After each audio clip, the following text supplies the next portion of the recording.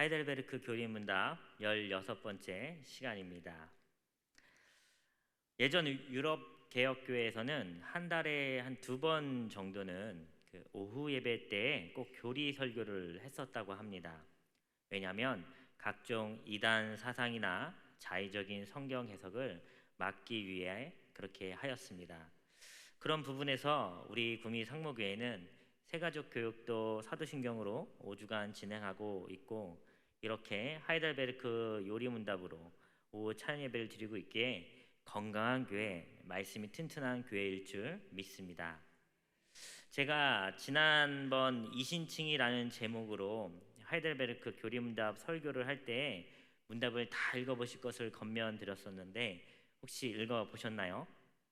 나는 읽어봤다. 네, 쑥스러워서 다시 손을 못 드시네요. 그죠? 총 129문으로 되어 있기 때문에 묻고 답하는 것이 1시간이면 충분히 다 있습니다. 꼭 한 번씩 찾아서 읽어보실 것을 권면드립니다. 이 129문 중에 우리는 이제 86문에 이르렀습니다. 이 전체 하이델베르크는 크게 3가지 주제로 나눠서 설명할 수 있는데, 86문부터는 3번째 주제인 감사에 대한 설명입니다. 이 하이델베르크 전체가 첫 번째 주제는 비참에 대해서이고요. 둘째 주제는 그 비참함에서 어떻게 우리가 구원받을까라는 것에 대한 주제이고, 또 오늘 시작한 이 86문부터는 그 구원받은 우리가 어떻게 감사함으로 나갈까라는 주제로 이 86문부터 129문 마지막까지 이루어지게 됩니다. 제가 설교 준비를 하면서 설교 제목을 이렇게 지어보았습니다. 감사와 선행은 행위적인 것이 아니라 일어나는 것입니다. 아멘이 아무도 없네요. 그죠? 무슨 말인지 잘 모르겠지요. 조금 어려울 수 있을 것 같아요. 그래서 제가 차근차근 잘 설명해 드리도록 하겠습니다. 우리는 보통 선행을 행위적인 것으로만 이해할 때가 많습니다. 하지만 성경에서는 이 선행조차 내 힘으로 하는 것이 아닌 하나님께서 주시는 은혜로 말미암는다라고 말해 줍니다. 우리는 신앙생활 하면서 오류에 빠질 때가 있습니다. 믿음으로 말미암아 구원받는다고 하지만 행위가 없으면 안 된다고 하는데, 그러면 결국 행위로 구원받는 것 아니냐? 그렇다면 어떻게 믿음으로만 구원받았다고 하느냐라는 딜레마에 빠지게 됩니다. 어떤가요? 그런가요? 제가 먼저 이 개념을 잘 설명해 드리기 위해서 구원의 서정이라는 이 개념을 잠깐 우리 성도님들에게 소개할까 합니다. 구원의 서정이라는 것이 있는데요. 소명, 중생, 회심, 믿음, 칭의, 양자, 성화, 견인, 영화, 이 9가지 단어를 아마 교회 다니시면서, 그리고 우리가 강단에서 말씀을 통해서 수시로 들어보셨을 것입니다. 우리는 이 개념을 구원의 서정, 구원에 이르는 개념으로 정리합니다. 여기서 우리가 이 개념들을 볼 때 오해하지 말아야 할 것은, 이 처음 소명부터 이 영화까지의 이 순서가 시간의 순서가 아니라, 타임라인으로 인한 시간의 순서가 아니라 논리적인 순서로 이해하셔야 된다는 것입니다. 예로 우리는 칭의를 받았습니다. 아멘이시죠? 우리는 이미 의롭다 칭함을 받았습니다. 이렇게 믿음으로 말미암아 의롭다고 여김받는 것은 최초 하나님의 선택, 예정, 그러니까 이 구원소정의 첫 번째 소명이 우리에게 있다는 말입니다. 그리고 하나님께 선택받은 사람이 자신이 아직 구원이 예정된 사람임을 모를 수가 있겠지요. 그렇죠?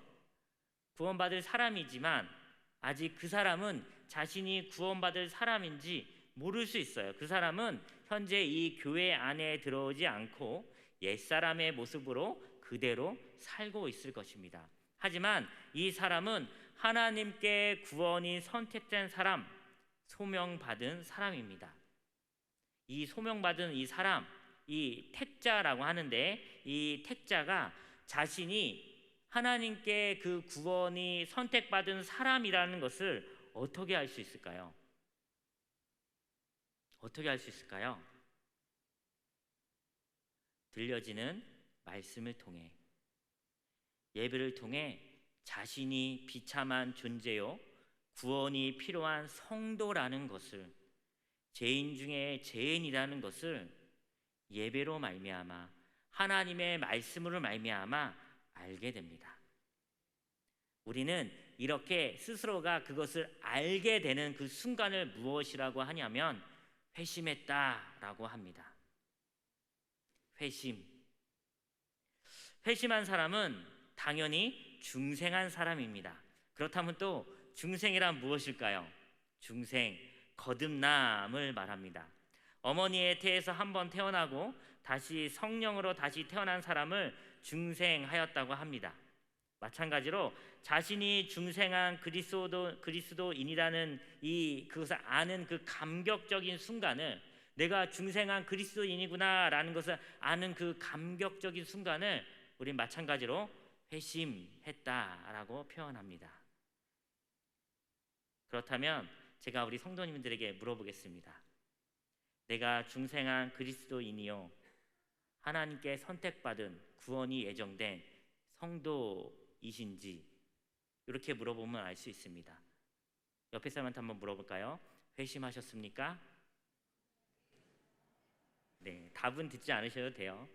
네, 회심하셨습니까? 회심은 자신이 그리스도가 구원자가 절대적으로 필요하다는 것을 깨닫는 인생 가운데 딱 한 번 일어나는 사건입니다. 그리고 이 사건은 회개와, 잘못을 뉘우치는 회개와 믿음, 예수 그리스도를 믿는 믿음을 동시에 동반합니다. 저를 한번 따라해 봐 주시면 좋을 것 같아요. 회심은 회개와 믿음을 동반합니다. 네, 그래요. 여러분들이 만약 구원받은 성도라면 이 회개와 믿음을 같이한 회심이 여러분들 과거의 어느 포인트에 있었을 것이에요. 이 회심은 내 의지로 하는 것이 아니라 내 안에 계신 성령께서 내가 지금 들려지는 말씀 혹은 내가 보고 있는 하나님의 말씀과 반응해서 내가 죄인임을 깨달아 그 안에서 폭발하며 일어납니다. 때문에 보통 회심은 큰 회개와 눈물과 죄 용서함을 동반합니다. 회심, 이걸 한자어로 풀면 돌아올 회, 마음 심자입니다. 마음을 돌이키는 것이지요. 전에는 온전히 나만 생각했던 그 옛사람에서 회심, 돌아오는 것이요, 마음이 온전히 하나님을 더욱 사랑하는 새 사람으로, 이제는 하나님만 사랑하겠다고 고백하는 새 사람으로서의 변한 전환입니다.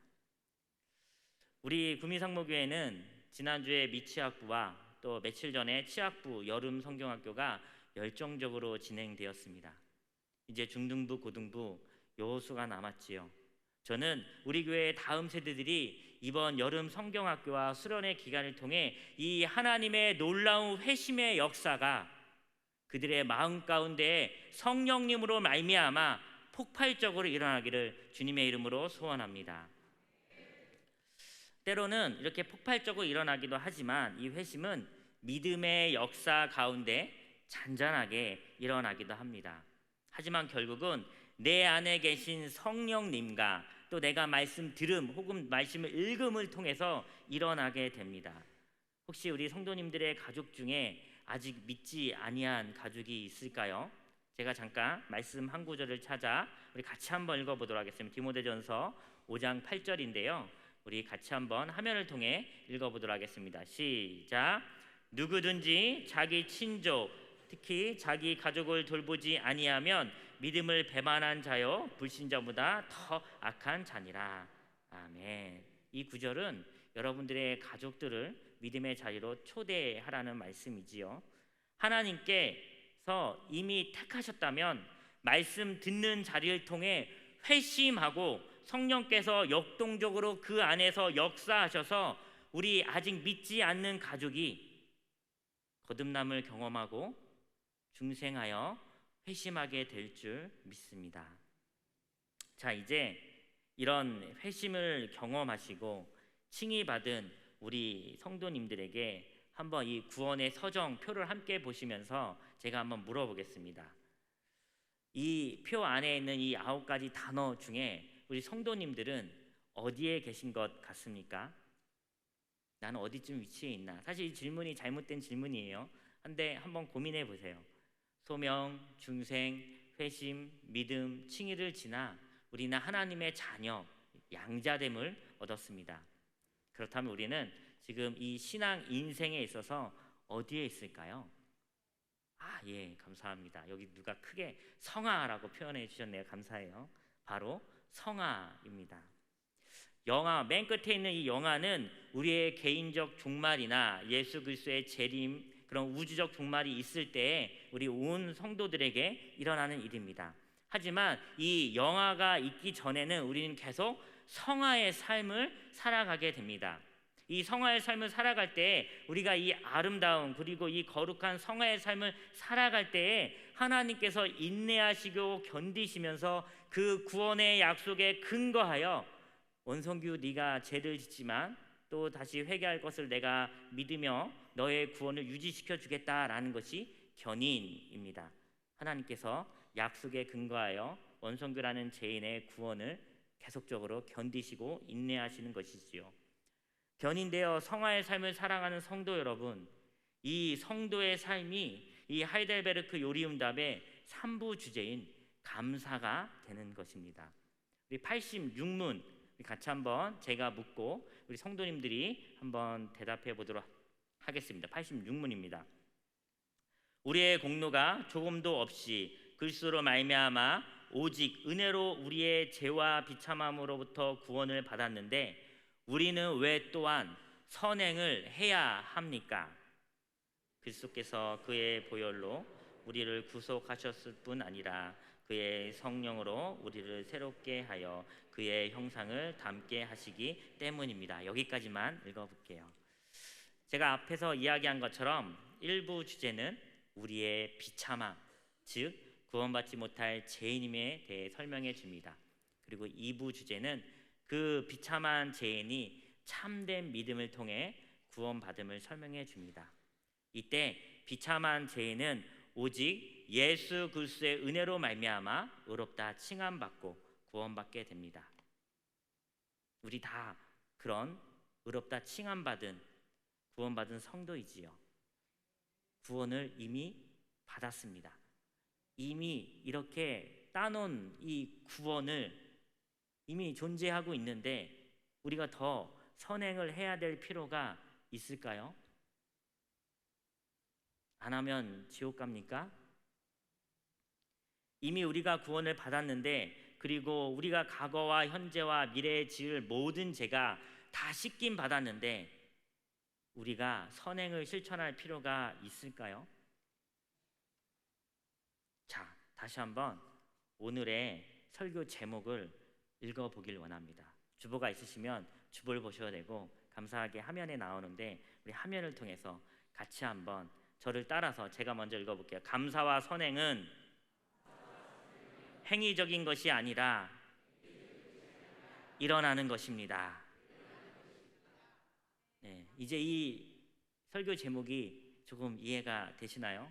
제가 이 설교 제목을 갖고 굉장히 고민했어요. 왜냐하면 너무 길어가지고 주보에 안 들어갈까 봐. 네, 근데 감사하게 주보에 잘 들어가서 우리의 구원은 행위에 있지 않습니다. 또한 우리의 선행도 우리의 행위에 있지 않습니다. 그것은 구원받았기에 일어나는 것입니다. 즉 하나님께서 하나님의 형상을 우리에게 심어 넣으셨기에 십자가에서 죽으시고 부활하신 예수 그리스도께서 우리에게 성령을 보내시어 우리 안에 성령이 거하기에 선행이 일어나는 것입니다. 회심, 이제는 더 이상 날 위해 사는 것이 아니라 하나님을 위해 살겠다고 방향 전환이 일어난 사람은 계속적으로 하나님께 나아가는 삶을 살아갑니다. 역해심은 없습니다. 혹시 다시 나는 나를 더 사랑합니다, 이렇게 역해심에서 살고 계신 분이 계실까요? 뜨끔 하시는 분이 있을 수도. 한 번 회심을 경험한 사람은 하나님을 위해 살아가게 되어집니다. 하지만 우리는 여전히 연약하고 죄의 오랜 버릇이 있어 새 사람을 입었음에도 불구하고 죄를 짓습니다. 그런 우리에게 무엇이 필요할까요? 회개가 필요한 것입니다. 회개. 제가 어제 치학부 설교를 몰래 내려가서 뒤에서 말씀 전하는 모습을 지켜보았습니다. 1학년부터 6학년 아이들이 정말 열정적으로 찬양하고 기도하는 모습을 보았습니다. 그런데 그 아이들이 무슨 죄를 그렇게 지었다고 하나님 앞에 그렇게 무릎 꿇고 울면서 기도하겠습니까? 그 작은 아이일지라도 그 마음 가운데 성령님이 계시기에 그 아이들이 회개로 하나님께 나아가는 것이지요. 제가 그 모습을 보면서 참 많이 은혜를 받았습니다. 사랑하는 우리 구미 상목교회 성도 여러분, 회심한 사람은 회개의 삶을 살게 됩니다. 회심한 사람은 회개하는 삶을 살아가게 되어집니다. 더 나은 방향으로 나아가기 위해 늘 자신을 점검하고 조사합니다. 어제보다 오늘이 좀 더 거룩하게 살기 위해 노력합니다. 이 노력하는 이 방향성이 선행이지요. 내 안에 성령님이 계시기에 이 선행이 발현되는 것입니다. 회개가 나오는 것이지요. 우리 87문 제가 읽고 한번 우리 성도님이 답해 주시길 바랍니다. 87문입니다. 감사치도 않고 회개하지 않는 삶을 계속 살면서 하나님께로 돌이키지 않는 사람들도 구원을 얻을 수 있습니까?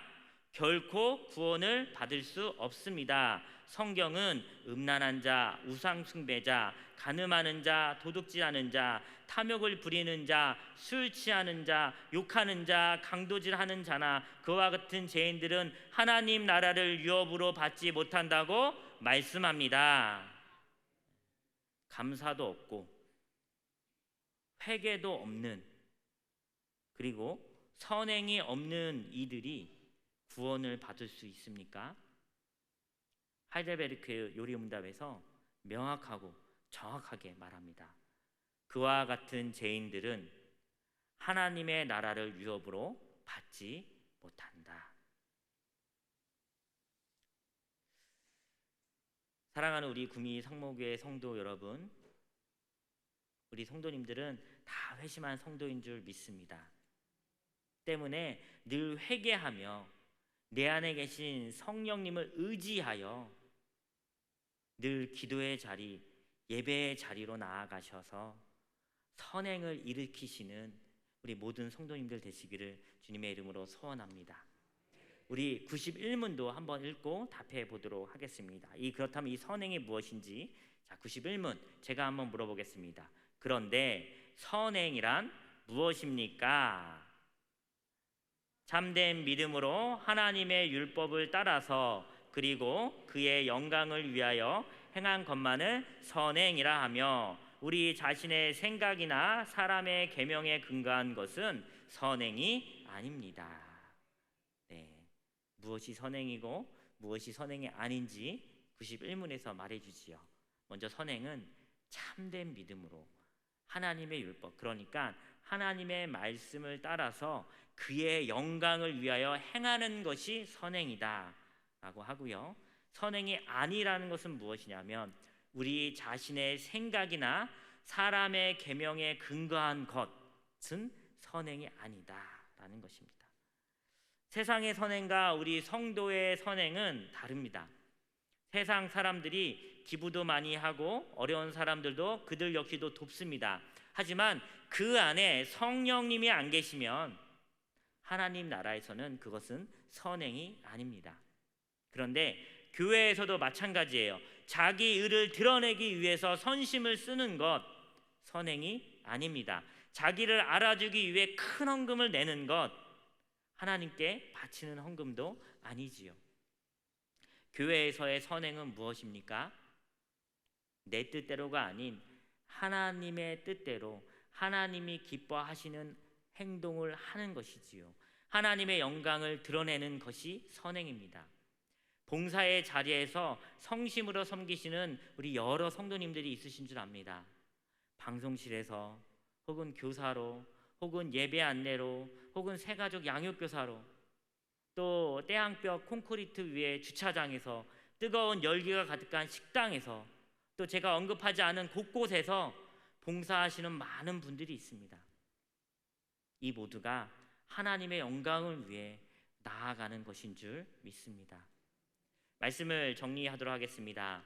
하이델베르크 문답은 전체 129문으로 총 3주제로 나눠서 살펴볼 수 있습니다. 제가 이것을 계속 얘기하는 것은 이 129문을 이제는 읽어달라라는 뜻입니다. 먼저 첫째 주제는 비참함에 대하여, 둘째 주제는 구원에 대하여, 셋째 주제는 감사에 대하여입니다.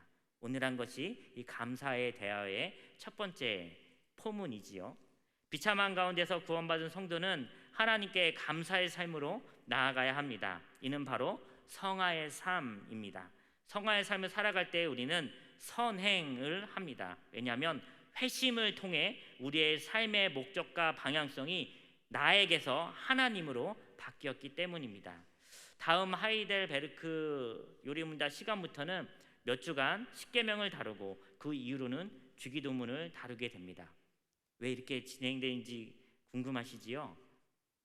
네, 감사의 삶, 성화의 삶은 회개와 기도가 필요합니다. 우리가 무엇을 보며 내가 잘못한 것을 알 수 있을까요? 뭘 봐야 알 수 있을까요? 도덕책을 봐야 세상 사람들은 내가 잘못한 것이 무엇인지 알지요. 우리 믿는 그리스도인은 하나님의 말씀, 율법 조항을 내가 알아야 내가 무슨 죄를 지었는지 알 수 있습니다. 그래서 십계명을 이유로 우리 성도 여러분들은 듣게 되어집니다. 회개와 함께 기도가 있어야 감사의 삶, 성화의 삶을 살 수 있습니다. 때문에 회개와 관련된 십계명을 배우고 난 후에 기도의 가장 모범 답안인 주기도문을 하이델베르크에서 다루게 되어지는 것입니다. 우리 엊그제 금요 기도회 때 우리 담임 목사님께서 기도에 대해 많이 강조하셨습니다. 기도에 관련된 2가지 적용 혹시 기억나시나요? 첫째, 기도의 자리를 굳게 지켜라. 둘째, 기도의 지속력을 가져라. 아멘이시죠? 우리 오늘 말씀 제목 한 번만 더 읽고 제가 마치도록 하겠습니다. 오늘 말씀 제목인데요. 자, 우리 말씀 제목 한 번 더 같이 읽을게요. 제가 먼저 읽어볼게요. 감사와 선행은 행위적인 것이 아니라 일어나는 것입니다. 네, 회개와 기도를 통하여 감사의 삶, 성화의 삶을 더욱 사시는 우리 구미 상모교회 모든 성도님들 되시기를 주님의 이름으로 축원합니다. 제가 잠깐 기도하겠습니다.